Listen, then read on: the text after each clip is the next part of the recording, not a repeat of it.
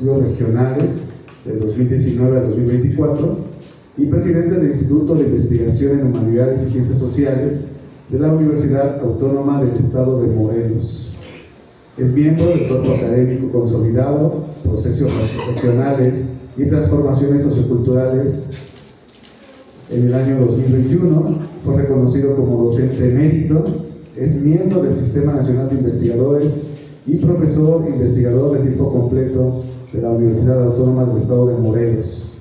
Sus líneas de investigación se orientan a la historia regional, social y política del centro, sur de México, siglos XIX y XX, así como al estudio de temas específicos como el zapatismo, el bandolerismo, los movimientos sociales en los siglos XIX y XX. Se ha presentado en foros académicos en México, España, Estados Unidos, Centro y Sudamérica. Es autor de los libros Rebeldes y Bandoleros en el Morelos del siglo XIX, El delito de ser zapatista, y de Amparos y Garantías, acercamientos a la historia social morelense desde los archivos judiciales, entre otros.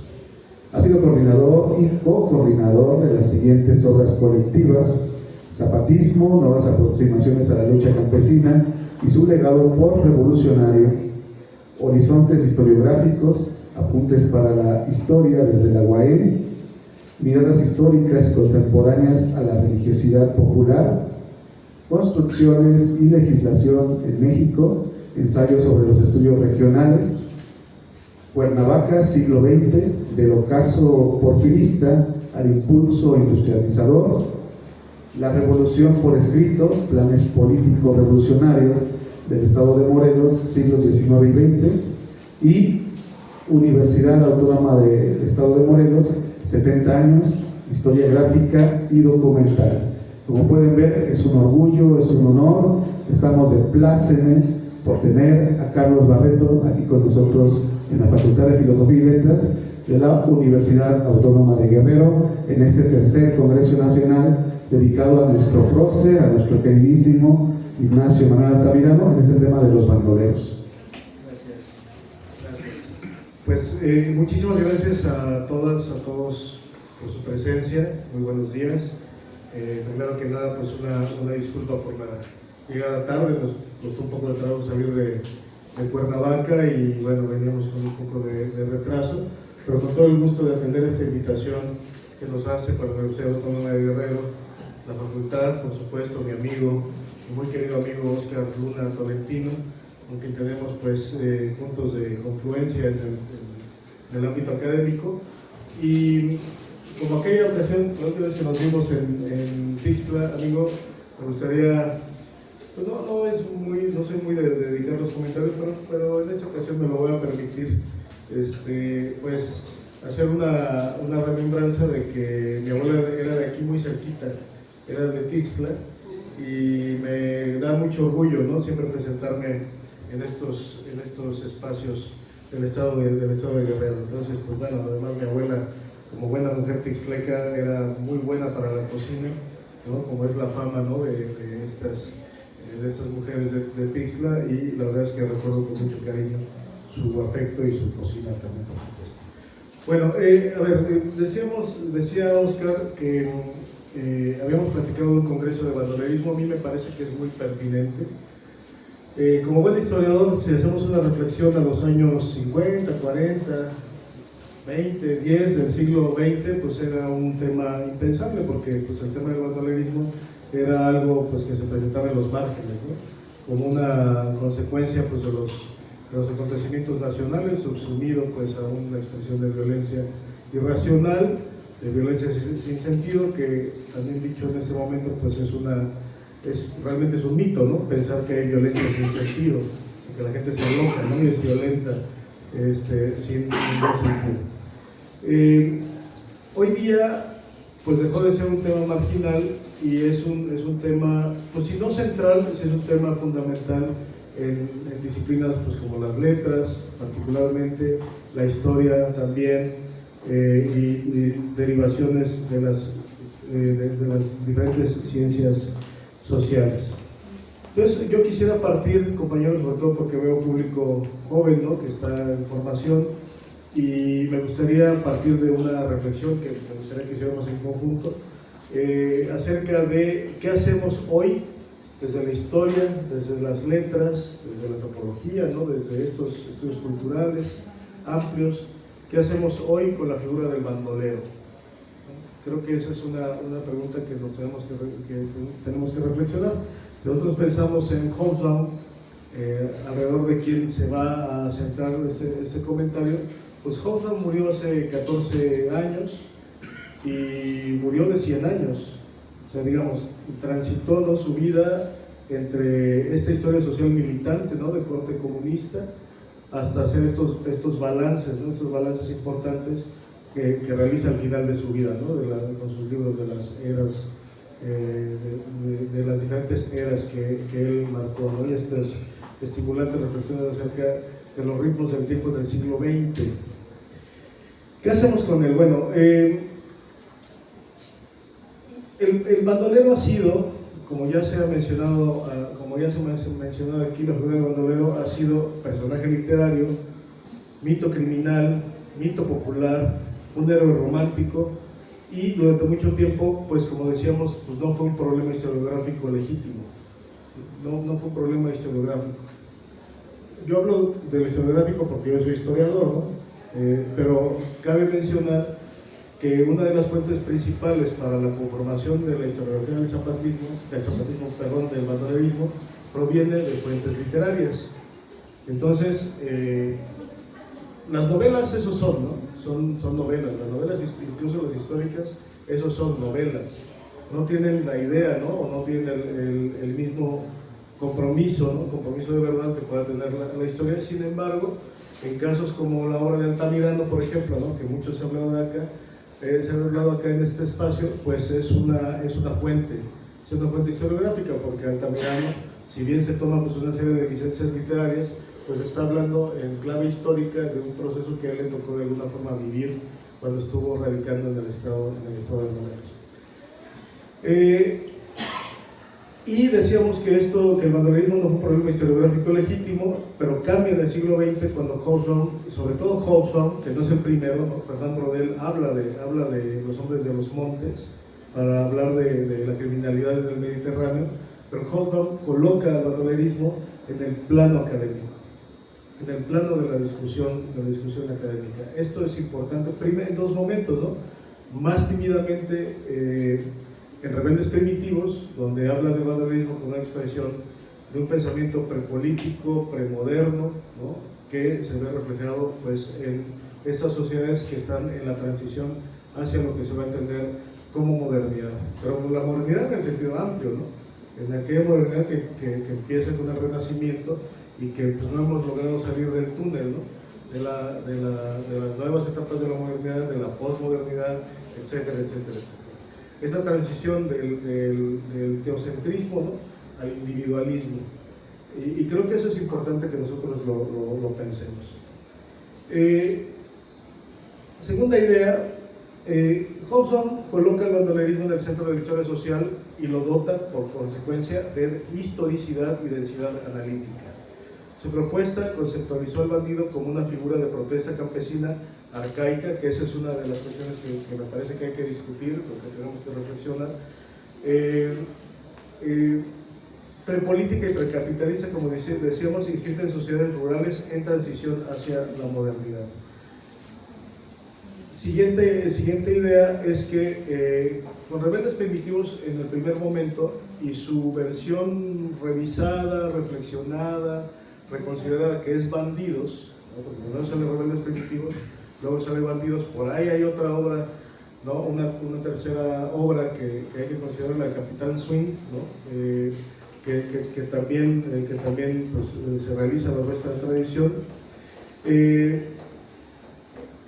Hobsbawm saca al bandolerismo del folclore, o sea, si bien sigue utilizando fuentes folclóricas, ¿no?, principalmente canciones, relatos, tradición oral, baladas, ¿no?, etcétera. Cabe recordar que Hobsbawm utiliza como para desarrollar su modelo historiográfico del rebelde social, utiliza el relato de Robin Hood. ¿no? Y se preocupa por demostrar su historicidad. En ese sentido, pues él habla de Robin de los Bosques, pero pues Robin Hood, ¿no? Robin de los Bosques, y se preocupa por demostrar su historicidad, porque pues como era la historia antes, y en gran medida sigue siendo de esta forma, la historia, digamos, no profesional, la historia que nos contaban nuestros abuelos, en la que se sostiene gran parte de la memoria social, pues parte sobre todo de tradición oral, ¿no? De tradición oral que se iba transmitiendo en sociedades pues con muy bajo nivel de alfabetización. Entonces, ¿no? La forma en que se va transmitiendo estos relatos pues es en forma oral, ¿no? Y con pocas evidencias escritas. Cabe mencionar que esta es una de las cuestiones que a Hobsbawm se le reprocha, el hecho de que utiliza fuentes folclóricas, ¿no? Fuentes no historiográficas, que se dice que romantiza, ¿no? Que romantiza el problema del bandolerismo. Saca el bandolerismo del folclore y lo inserta en la historia social comparada. El bandido social, como expresión de protesta campesina arcaica, como una figura prepolítica y como una expresión de sociedades en transición al capitalismo, y su aporte central, digamos, haciendo un balance pues, bastante chafa o bastante corto, ¿no? de la amplísima obra de Hobsbawm, es que le da un sentido histórico a la violencia rural.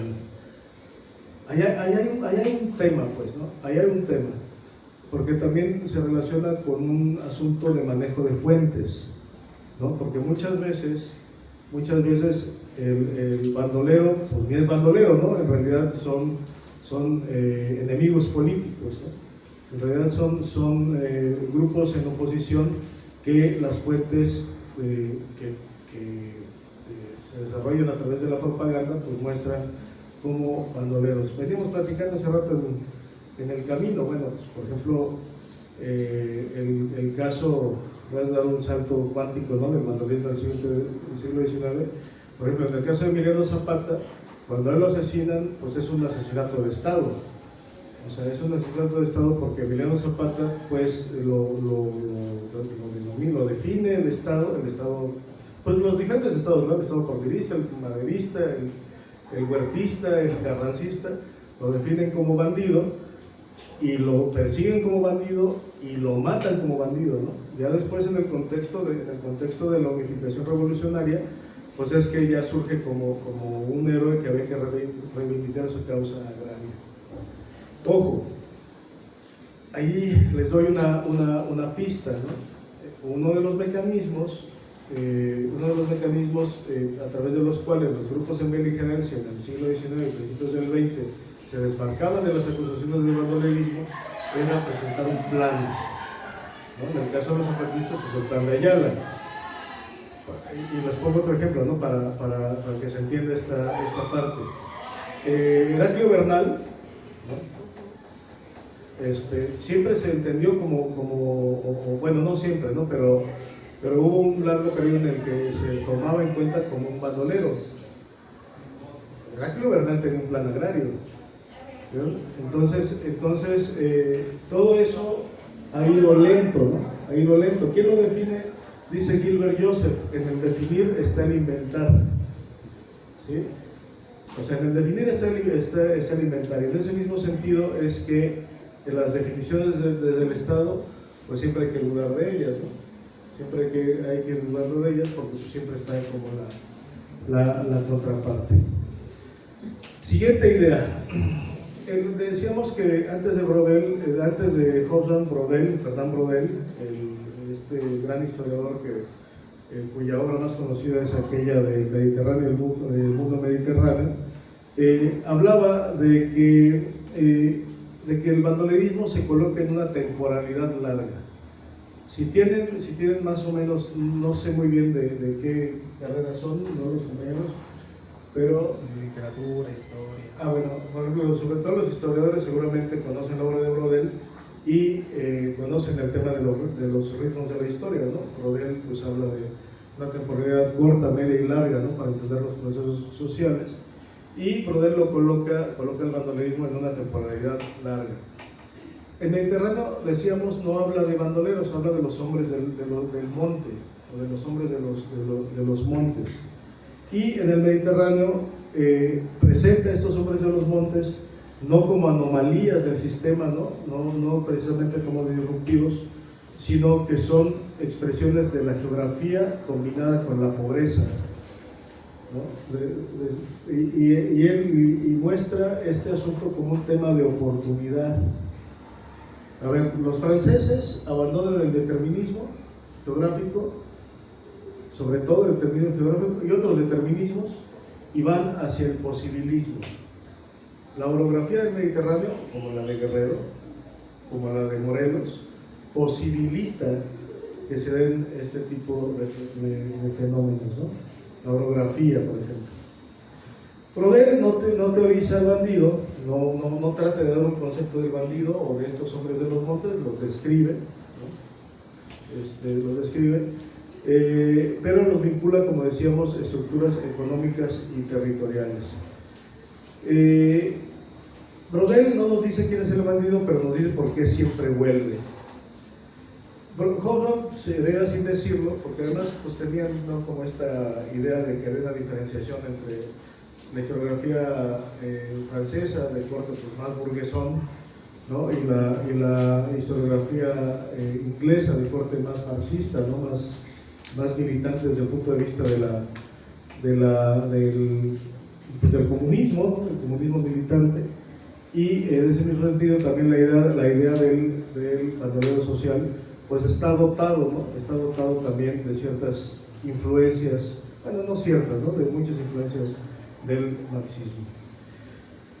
Ahora, el problema o lo que se le ha criticado al modelo de Hobsbawm, a ver, Hobsbawm arroja, ¿no?, este modelo, el bandolero social. ¿Qué es el bandolero social? El bandolero social es un bandolero, un personaje fuera de la ley, un outlaw, como decía el compañero, ¿no?, un fuera de la ley, pero que con sus acciones deliberadamente beneficia a las sociedades de las que emergió, ¿no? Digamos, traducido de otra forma, pues es un modelo Robin Hood, ¿no? Le roba a los ricos para redistribuirlo entre los pobres, ¿no? Entonces, decíamos que el problema del éxito, bueno, esta idea fue muy exitosa, ¿no?, fue muy estimulante, de hecho se sigue utilizando con mucha amplitud el concepto de bandolerismo social, pero este bandolerismo social, desde hace, pues decimos que Hobsbawm murió hace 14 años, su obra ha sido revisada, ¿no? Rebelde salió en los 60, ¿no?, en los 50, me parece, a finales de los 50, y ha habido tiempo, ¿no?, de hacer estas reflexiones. El problema del éxito de Hobsbawm es su pretendida universalidad, es decir, que presenta el bandolerismo social como un fenómeno de corte universal. En ese sentido, pues nos presenta una serie, pues, para quien haya leído Bandidos, y si no lo han leído, pues les recomiendo que lo lean. Es además un libro corto, de fácil lectura. Nos presenta una serie de bandidos en Italia, en los Balcanes, ¿no?, en España, Diego Corrientes, por ejemplo, ¿no?, y en otros espacios, particularmente en Europa. ¿Por qué digo particularmente en Europa? Porque dentro de su inventario de bandoleros coloca a Francisco Villa. O sea, ese es el único ejemplo americano. Él no habla de los cangaceiros, no habla de mate cocido, no habla de otros bandoleros que habitan la literatura, el cine y la historia en Brasil, en Argentina, en Colombia, ¿no? Él no habla de nuestro Chucho el Roto, por ejemplo, ¿no?, o no habla del Tigre de Santa Julia, o no habla no habla de los Plateados, no habla de tantos otros bandoleros que, insisto, habitan el universo cultural, social e histórico de México. Entonces, Hay varias críticas que se le hacen, ¿no? Una ya la mencioné, que es el tipo de fuentes que utiliza. Se le critica que utiliza fuentes sobre todo de corte folclórico, literario, ¿okay? Y que no son fuentes historiográficas duras, tradicionales, ¿no? La otra es que homogeneiza los contextos, ¿no? Al hablar de que el bandolero social es un fenómeno universal, de alguna manera se homogeneizan los contextos. La otra crítica que se le hace es que él escribe en clave europea, ¿sí? O sea, que escribe para el público europeo, ¿no? Sí, y los ejemplos que utiliza son precisamente europeos. Al llegar, ¿no? al cobrar este éxito en América Latina, hacia América Latina, pues el modelo se tensiona. Decíamos, Hobson no escribió para América Latina, pero América Latina obliga a repensar el modelo, obliga a repensar este modelo, y los estudios regionales, los diferentes estudios regionales que se han venido desarrollando a partir del éxito de esta corriente historiográfica, nos muestran que los bandoleros, muchas veces estos bandoleros en realidad sí tienen programas políticos. Sí tienen programas políticos. No todos, ¿eh? O sea, tampoco vamos a caer en esta cuestión de que todos aquellos que se nombraron como bandoleros en realidad tenían programas políticos. Porque también eso sería caer, ¿no? en el otro lado. Hubo unos que sí, hubo unos que no. ¿Sí? Hubo bandoleros, pues, ¿no? Bandidos, pues. Ni sociales, ni con planes políticos, ni con nada. Eran bandoleros, ¿sí? Que tenían, que eso es muy importante, porque aquí nos vamos a ir relacionando con la obra de Altamirano, ¿sí? Que había una inserción directa en las guerras civiles. Las de independencia, aquí por ejemplo, casi no se menciona, ¿no? Pero por ejemplo la de Ayutla, que estuvo llena de casos de este tipo, porque además, quizá ustedes no lo sepan, pero si no lo saben se los digo, había muchos, desde la época de la independencia, ¿no? Muchos mitos acerca de la gente del sur, de los soldados del sur, ¿no? Se les acusaba de todo, incluso de canibalismo, ¿no? Incluso de canibalismo. Se decía, bueno, pues es que cuando llegaban las tropas del sur a la capital, las señoritas se encerraban, ¿no? Porque tenían miedo que se los comieran. Y entonces hablaban de los cíclopes del sur, ¿no? Hablaban de unas que después del río Mezcala ya era un universo de antropofagia, ¿no? Se hablaba mucho de toda esta cuestión. Bueno, hay un caso, ¿no? No es precisamente con gente de Guerrero, pero hay un caso documentado de cuando los zapatistas llegan a la capital, toman la capital, la gente tiene miedo. Las mujeres se encierran, las que alcanzan a salir, ven a un hombre en una fuente comiendo y se le acercan temerosos y le preguntan, oye, pues, ¿y es cierto que ustedes se comen a la gente? Y contesta el zapatista, le dice, bueno niña, ¿usted por qué nos dice eso?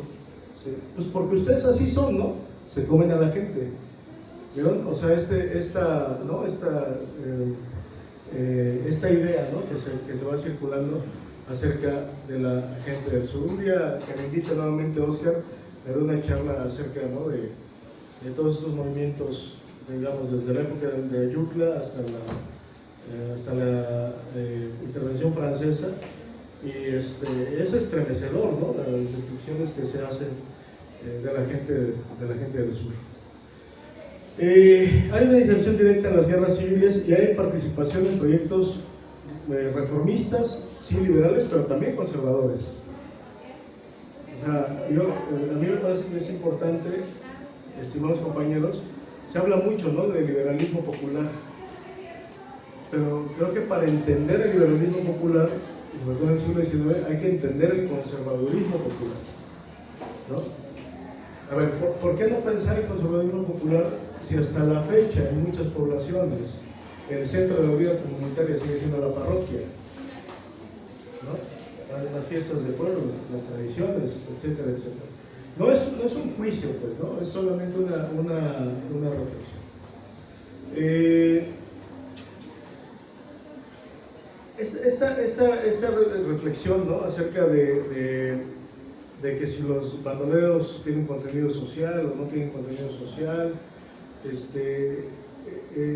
nos lleva también a este asunto de desocializar al bandido, ¿no? También decir, es que, me van a perdonar, yo sé que aquí en Guerrero no dicen groserías, ¿no?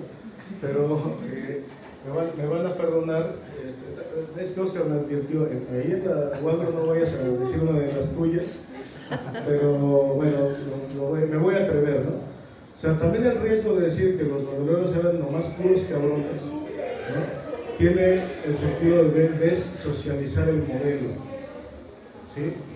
O sea, creo que eso es importante porque también se va al otro extremo de decir, a ver, los bandoleros no tenían programa social, ¿no? Los bandoleros eran puros cabrones, ¿no?, que lo que querían era aprovechar el río revuelto de las guerras para aprovecharse, ¿no? O quedarse al final de la posguerra. En el siglo XIX sí hubo rebeldes profesionales, o sea, que vivían de la guerra. Pues claro, el siglo XIX es el siglo de las guerras, ¿no? Y es una manera de vivir también, ¿no? Es una manera de vivir. Pero también quitarles todo contenido social, quitar contenido político, es caer en el otro extremo. Y aquí, bueno, pues cada quien se tomará su opinión, pero, o tendrá su opinión, pero creo que es importante tomarlo en cuenta. Es decir, no podemos analizar un fenómeno si solo vemos una parte de este fenómeno. O sea, tenemos que intentar, al menos intentar, siempre cuando hace uno un estudio pues, se coloca en cierta línea, ¿no? Se coloca en cierta línea, pero sí es importante tratar de al menos tener en cuenta el otro contexto.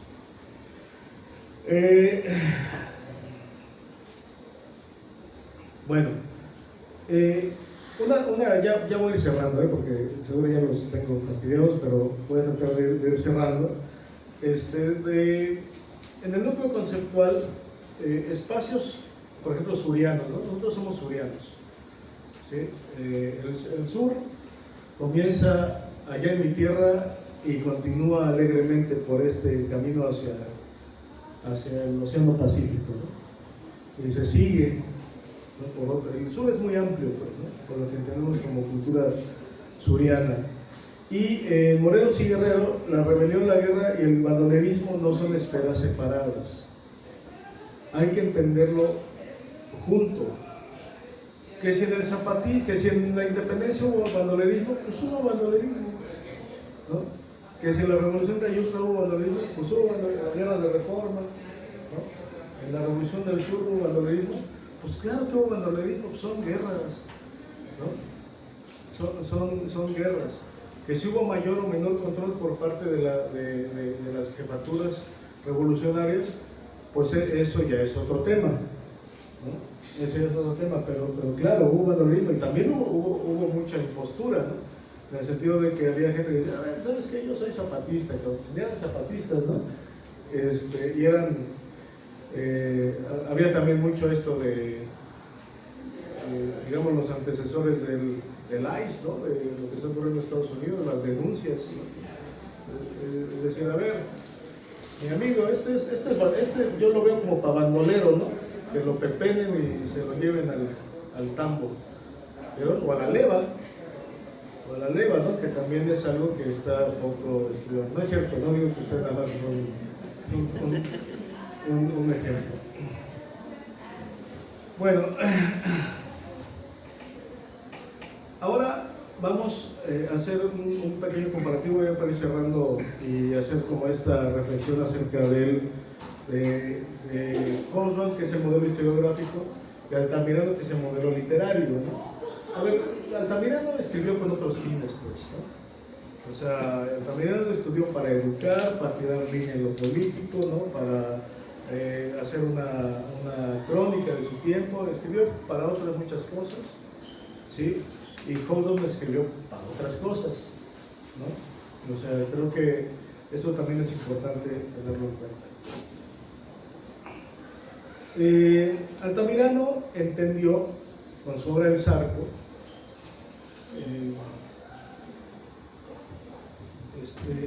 entendió, pues antes que los historiadores, ¿no? que el bandolerismo no era un problema de orden público, sino un síntoma profundo de una sociedad en conflicto, ¿sí? O sea, a ver, el bandolerismo, cuando yo comencé, y esto se los digo como una pista para aquellos que les interese el tema, cuando yo comencé mi investigación por ahí del 2004, yo creo que no había ni nacido, ¿no? La mayor parte de los que están aquí, creo que no había ni nacido. Mi investigación acerca del bandolerismo en Morelos, a través del caso de los plateados, como muchos otros chamacos, algún día fui chamaco, no nací de esta edad, muchos otros chamacos de Morelos pues, nos habían obligado a leer El Zarco. Entonces las noticias que tenemos del bandolerismo pues eran las que aparecieron en El Zarco, ¿no? Entonces mi primera pregunta fue, ¿y los plateados existieron? Y un poco lo que estamos hablando de Holden, que de la literatura lo lleva a la historia social comparada. De la literatura a la historia social comparada. Incluso de la tradición oral, porque allá en mi pueblo pues todavía se sigue hablando de los plateados, tímidamente, ¿no? Ya casi no, se habla mucho más del zapatismo, ¿no? Y otras cosas, pero tímidamente todavía se alcanza a escuchar relatos de plateados, particularmente aquellos donde coexiste el relato o la crónica más de corte histórico con la tradición de los pueblos, el charro negro, ¿no? El diablo que se aparece como botonadura de plata. ¿Le suena, no? Pues porque también por aquí anda cabalgando, ¿no? El charro negro. ¿Será el mismo? Pues quizás sí, ¿no? Porque tenemos un montón de mitos compartidos, los encantos, ¿no? Las cosas encantadas, por ejemplo, un montón de relatos que también, dicho sea de paso, doctor, muchos de ellos son universales, ¿eh? El tema de las cuevas encantadas y todo esto es universal, ¿no? Bueno, El Zarco no es solo una novela romántica, sino que es una intervención política liberal. Uno de los grandes pensadores del liberalismo pues es Altamirano, ¿sí? Y nos habla sobre violencia rural, un estado débil, una comunidad fracturada, y no solamente describe a los bandidos, sí los describe, también describe a las poblaciones, ¿no? También describe la vida de las haciendas, pero sobre todo los juzga, los clasifica y los combate a través de la cultura, ¿no? O sea, los describe pues, como monstruos, como hienas, ¿no? Como algo a combatir, y él lo hace desde ese. Para Morelos, para el caso de los plateados, hay 3 novelas, ¿sí? 3 novelas. Una, El Zarco, por supuesto, la otra, Los plateados de Tierra Caliente, y la otra que vi por ahí que va a haber una ponencia de historia del vandalismo en Morelos, ¿no? Ayer como ahora, 1860 plateados, 1911 zapatistas, y nos permiten hacer un balance. Decíamos, a mí me interesó primero saber si estos bandoleros existieron. Eso es una pista metodológica, ¿no? para todos ustedes. Y después, ya que vimos que sí existieron, pues ahora documentarlos. Y entonces, tarea ¿no? Por ejemplo, para literatos e historiadores, por ejemplo, cuando se asoma uno sobre todo a una novela histórica, que insisto, lo dije al principio, la novela histórica, eso es, una novela, ¿sí? Un poco la tarea, entre comillas, de la historia, no solo de la social, en general de la historia, es, dicho sea con mucho respeto y demás, y que no se malentienda, pero la tarea es desmentir a la novela, ¿sí? Es decir, corroborar los datos. ¿Y qué creen? que Altamirano tiene un chorro de datos verificables. Un montón de datos verificables. El Zarco es ficticio, ¿no? Pero hay un montón o sea, el Zarco, el personaje, el Zarco, pues, ¿no? Es ficticio porque además, pues utiliza su descripción para compararlo, ¿no? Con el pobre de Nicolás, ¿no? Uno indígena, moreno, pero de buenos sentimientos, y el otro rubio, ¿no? Ojo claro, Zarco. Pues sí, guapísimo, pero malvado, ¿no? ¿Sí? O sea, también está como esta cosa moral, ¿no? Esta cosa moral en el Zarco.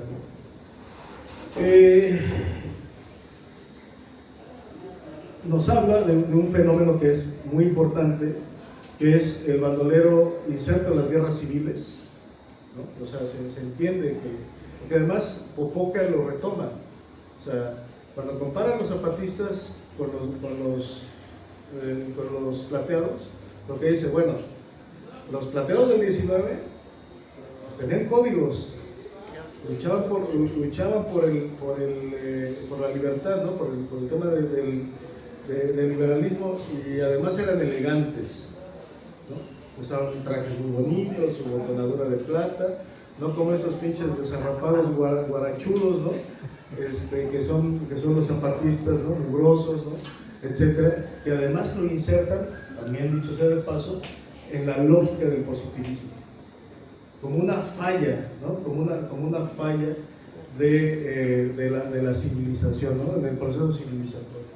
Lo presentan así. Es decir, esos pinches desarrapados son en realidad un rescoldo del pasado, ¿no? Un rescoldo del pasado que pues hay que aniquilar, ¿no? Porque pues claro, ¿qué es lo que ocurre, compañeros, cuando hay un pueblo que protesta por el derecho de sus tierras, de sus aguas, de sus montes? Inmediatamente, enemigos del progreso. Ya ni se averigua, ¿no? Enemigos del progreso. Así también, ¿no? Así también, ya me caí, bueno, ya voy terminando.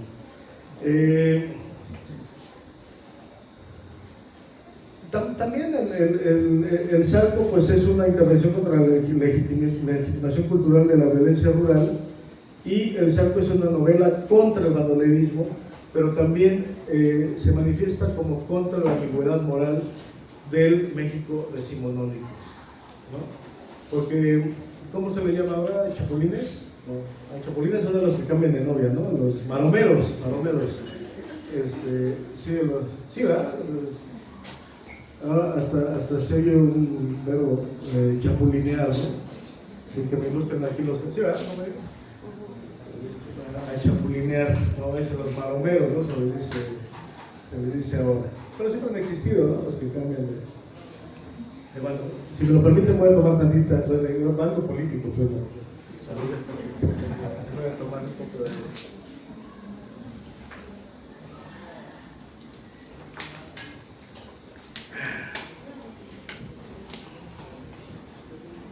Altamirano ve a los plateados como enemigos de la nación, como residuos del atraso, y Altamirano fue uno de los primeros intelectuales mexicanos en intentar entender el fenómeno del bandolerismo para disciplinarlo. Hay dos frases, una, si no estoy mal, de Salvador Rueda, y otra de historiador del zapatismo gringo, que está... Bueno, ahorita me voy a acordar en el camino, que compara, ¿no? No como Popoca, pero compara a los plateados con los zapatistas, ¿no? Uno de ellos dice que lo único que diferenció a los plateados con los zapatistas, porque bueno, hay que tomar en cuenta que los plateados participaron pues con los liberales, fue que los plateados no tenían plan político. Eso es lo que a mí se me hace bastante atrevido, ¿no? Pero eso es lo que dice él. Y la otra aseveración es que el otro historiador, el gringo, lo que dice es que cuando los zapatistas tomaron las armas, porque hay que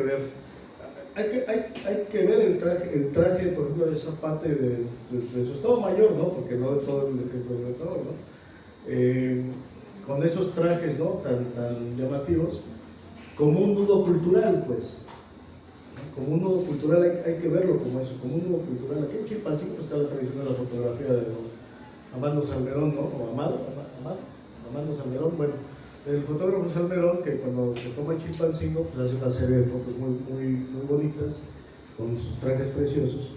Y lo que dice ese historiador, Samuel Bronk, ya me acordé. Es que como soy viejito, luego Samuel Bronk dice, ¿no?, que cuando los zapatistas tomaron las armas y deciden vestirse de esta forma para enfrentar pues las batallas y demás, en realidad estaban copiando el estilo de los plateados de medio siglo antes. Es una reflexión, pues, ¿no? Es una reflexión que pues, no sabemos si sí, no sabemos si no, pero es esta reflexión. Cierro con un par de ideas, muchachos, ya para no aburrirlos más, que entre Altamirano, Brodel, Hobsbawm y demás no existe una contradicción, sino son niveles distintos de lectura. Todos escriben para cosas diferentes y creo que eso es importante que lo tengamos en cuenta. Nuevamente insisto, como soy felizmente viejito, yo soy de la idea de que cada quien puede escribir de lo que quiera siempre y cuando esté plenamente justificado y documentado, ¿no? Y la literatura, Altamirano desde la literatura que juzga, Brodel desde la historia que estructura y Hobsbawm desde la historia regional que documenta y trata de explicar. Y ahí quiero ir cerrando nada más, que lo que antes estuvo de moda, que fue la globalización, hoy está en retroceso. Lo que está, digamos, en tendencia son los estudios regionales y locales, ¿sí? La vuelta a la observación en contexto. Eso creo que es muy importante y nos nuclea, ¿no? Nos permite hacer cosas cada vez más estimulantes. ¿Por qué debiera ser más importante un estudio de la campiña europea, como era antes, que un caso de la región de Chilpancingo? ¿Por qué va a ser más importante? ¿Sí? Realmente esos son muchas veces bloqueos que tiene uno. Por último, escribí aquí un textito que quisiera yo leérselos, ya con eso termino, lo prometo, que dice Ignacio Manuel Altamirano. Tomo mucho en cuenta esta parte de Altamirano porque así se llama el Congreso y creo que la mayor parte de las participaciones tienen que ver con la obra de Altamirano. Comprendió que el bandolerismo no era solo un problema de seguridad, sino una amenaza para la construcción moral y política de la nación liberal. En el Zarco, el bandido no es héroe ni redentor, es el rostro de la anarquía, del desgarramiento social y del fracaso del Estado. El fracaso, digamos, del Estado en construcción, ¿no? La literatura, en su caso, fue una forma de pedagogía política. Eso creo que es muy importante. Décadas después, Hobsbawm haría algo distinto, pero no del todo opuesto. Rescataría al bandido del juicio moral para colocarlo en la historia social, ¿sí?, como expresión de protesta campesina y malestar estructural. Y antes aún, Brodel había intuido que el bandido no pertenece al acontecimiento. Nada más aquí hago una acotación: Brodel no es bandidólogo, lo dice muy de pasado, ¿no? Nada más hago como esta reflexión. No pertenece al acontecimiento, sino a la larga duración. Aparece donde la pobreza, la geografía y la debilidad estatal se entrelazan. ¿Dónde saltarían ustedes? ¿Dónde mejor saltarían? ¿Donde hay policía o donde no hay? Pues donde no hay, ¿no? No hay control. Fíjense, estamos haciendo, nada más lo comento rápido, ya me callo. Estamos haciendo una exposición de la creación del Estado de Morelos, que se crea 20 años después de 22, ¿no? 22 años, o 20, no recuerdo, después de la creación del Estado de Guerrero. Los dos nos desprendemos del Estado de México. Y decíamos o encontramos que uno de los grandes problemas de ir a la capital Toluca, una de las varias capitales que tuvo el Estado de México, pues era uno el frío, otro la distancia, otro el bandolerismo, ¿no? Porque pues grandísimos parajes sin ningún tipo de vigilancia, ¿no? Y de Cuernavaca para Toluca, de Cuernavaca, no hay Chilpancingo, de Cuernavaca para Toluca, en tiempos de secas eran 3 días, ¿no? Y en tiempos de lluvias hasta 6 días el traslado, ¿no? Entonces imaginen todo lo que les podría ocurrir, ¿no? en ese camino. La historia regional obliga a tensar estas miradas. El archivo, que es nuestro laboratorio, el laboratorio de los historiadores, muestra que los bandoleros de la región, aquí puse de Morelos, pero en realidad de Morelos y de la región sur, no fueron simples residuos del atraso ni meros rebeldes primitivos, sino actores políticos situados, insertos en guerras civiles, portadores de lealtades ideológicas, religiosas y regionales. La novela liberal los condenó, la teoría social los universalizó, y la historia regional los devuelve a su complejidad. Pues muchas gracias y buenos días.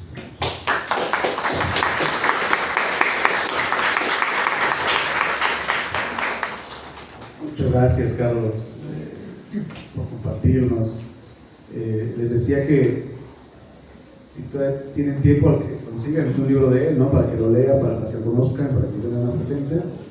Y lo que dijo Carlos, más que separarnos, tenemos que reconocernos entre Morelos y Guerrero, ¿verdad?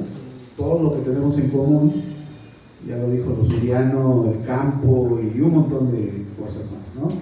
En ese sentido, pusimos esta temática porque por lo regular se cuenta la historia oficial, ¿no? La historia de los vencedores, ¿no? Pero hay otras historias, ¿no? Que hay que realizar, que hay que conocer. También se impone lo que son los libros de la tierra, de la masa continental, y se deja de lado todo lo que tiene que ver en la mar, en alta mar, ¿no? Entonces casi siempre nos fijamos en los héroes, ¿verdad? Y dejamos de lado a los bandoleros, ¿no? Entonces hay muchas lecturas entre líneas que tenemos que realizar. Ya para cerrar rápido, hace poco publiqué un artículo de Jacinto Canet. Jacinto Canet, indígena maya, tuvo una formación con hugonotes, con piratas, ¿no? Que le dieron todas estas ideas libertarias y fue asesinado como un bandido, cuando él en realidad era un héroe, ¿verdad? Entonces ahí están las contradicciones. Le trajimos ese presente a Carlos, que es justo una botella de Pixtleca con mezcal de por Ayucla, Chilapa, por ahí creo que ahí lo conseguimos. Y voy a leer rápido.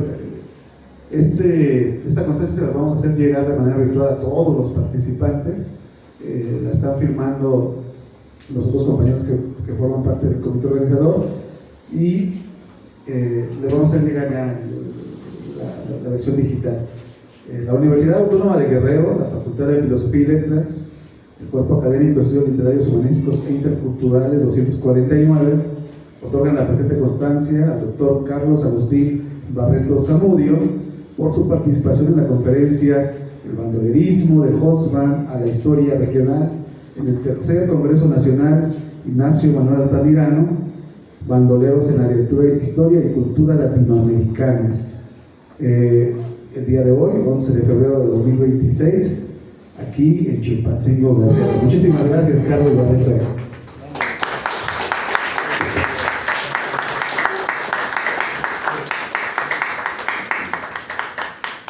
Vamos al receso y regresamos en la tarde con la siguiente mesa. Luego tenemos una mesa virtual, ¿no?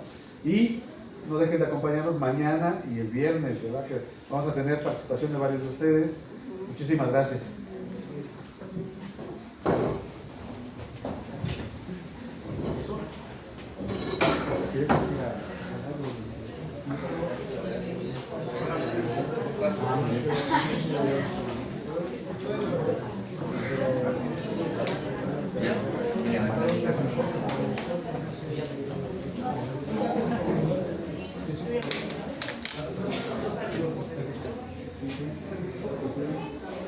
Ya lo grabamos. ¿Cómo estás?